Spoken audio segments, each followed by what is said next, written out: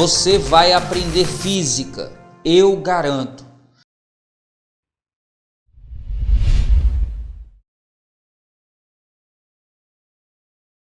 Três recipientes contêm exclusivamente água de densidade 1 grama por centímetro cúbico e volumes respectivamente iguais a 1 litro, volume 1, 2 litros, volume 2 e 4 litros, volume 3.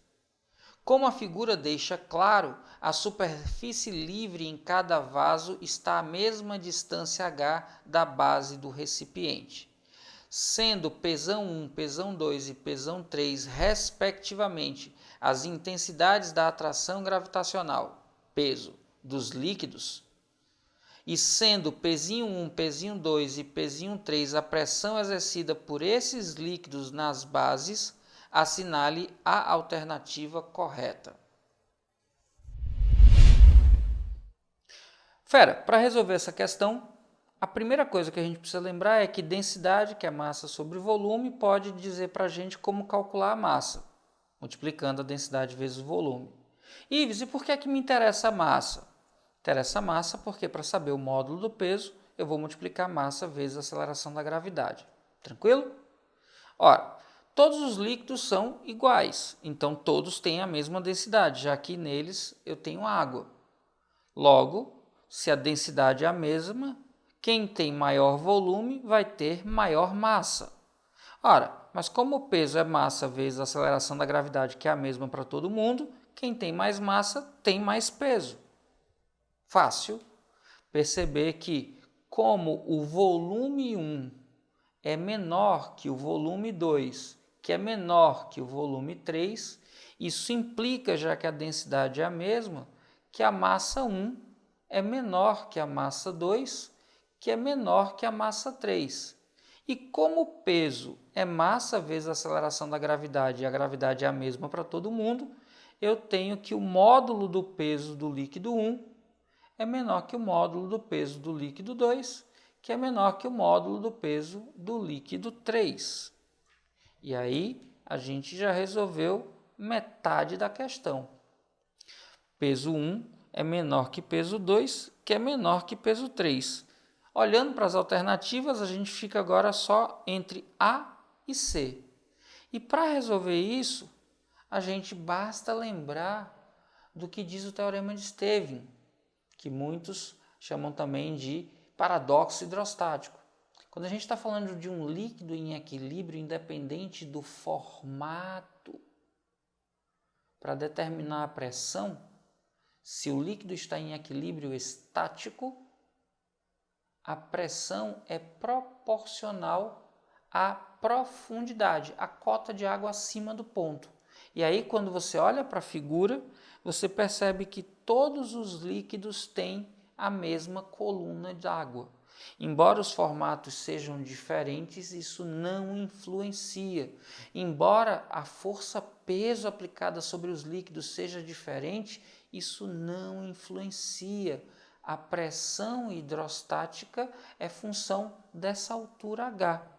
Ora, como a pressão é diretamente proporcional à altura H e a altura da coluna no líquido 1, no líquido 2 e no líquido 3 são iguais, isso implica que a pressão hidrostática P1 na base do líquido 1 é igual a de P2, que é igual a de P3. Ou seja, embora os pesos sejam diferentes, as pressões das colunas líquidas têm mesmo valor.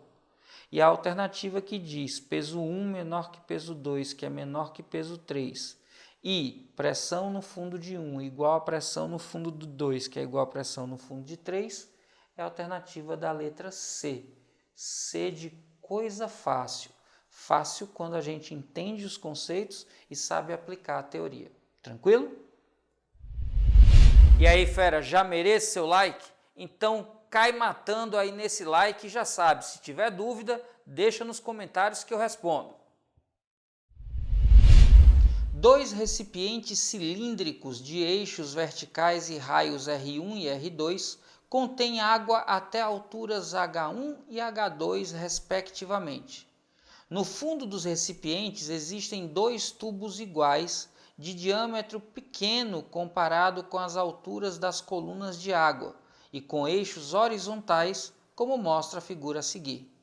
Os tubos são vedados por êmbolos E, que impedem a saída da água, mas podem deslizar sem atrito no interior dos tubos. As forças F1 e F2, que são necessárias para manter os êmbolos em equilíbrio, serão iguais uma à outra quando...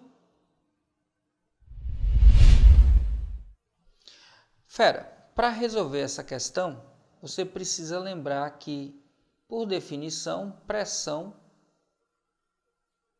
é o módulo da força dividido pela área de aplicação da força. Aqui a força normal à superfície.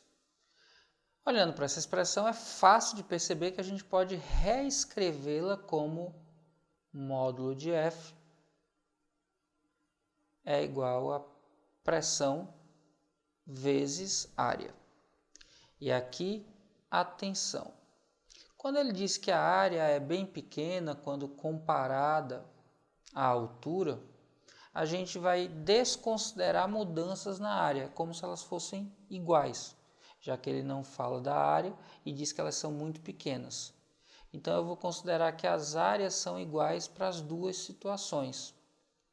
O que significa que a força é diretamente proporcional ao valor de P. O módulo da força aplicada ao êmbolo é diretamente proporcional à pressão. Ora, só que a gente está falando de uma coluna de água. E aí a gente tem que lembrar que na coluna de água, essa pressão é diretamente proporcional à altura. Como eu tenho aqui diretamente proporcional e diretamente proporcional, eu posso juntar essas expressões numa só e dizer que a força aplicada tem módulo que é diretamente proporcional à altura da coluna de água. Se é diretamente proporcional, para que essas forças sejam iguais, eu tenho que ter alturas iguais. Simples assim.